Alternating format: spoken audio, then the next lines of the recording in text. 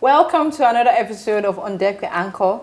Today we'll be talking about fraud in fintech. I have Tayo with me here. Hi Tayo. Hi Esther, nice being here. Great. So we often hear stories about fraud in fintech. You know, individuals and companies have been victim of this. So I want us to talk about fraud in fintech. How can businesses protect themselves against this or mitigate against the risk? All right, thanks for that. Yeah.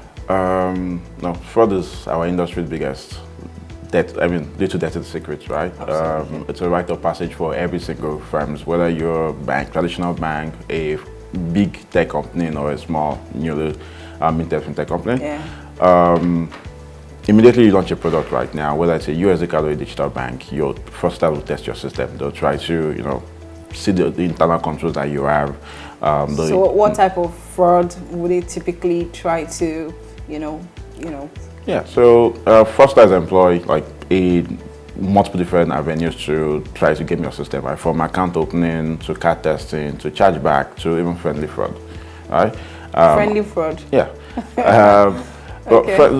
Sometimes people mistake friendly fraud with chargeback fraud, right? Okay. Because the friendly fraud, for example, is you send money to someone and then you call your bank and claim that you didn't authorize that transaction, so they can refund the bank, right? Okay. So it's similar method to chargeback, but it's kind of reversed, right? Chargeback is a new type of fraud in the ecosystem, right? Okay. It's push your card fraud, right? People steal stolen credit card information and then they use money transfer service to send money from, international from the US to their local account. Yeah, to a local account. But they're not sending to the account directly, they're sending it to a USD card.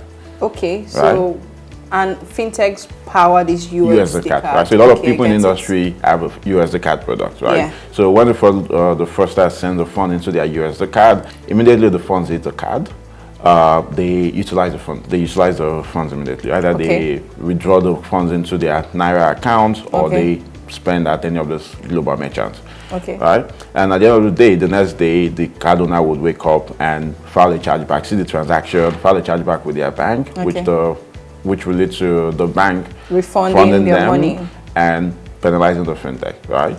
Oh. They will take the funds from the fintech's reserve account. Now the fintech is as a loss. The merchant has gotten away with the stolen funds. And the person is fine. Right. Right? So yeah, so it's a new type of fraud in the ecosystem, and we're still learning on how to differentiate between legitimate transaction and illegitimate transaction. Because push to card is the biggest, one of the fastest growing alternative method of transfer right now. You can see in the news recently, Visa recently launched Visa Plus to work with PayPal. So it's one of the biggest transfer mechanisms, and you can't throw that away. So we're still looking at the data. Trying to differentiate between the legitimate transaction and illegitimate ones. All right, so that's making it very hard for anyone to come back to that fraud.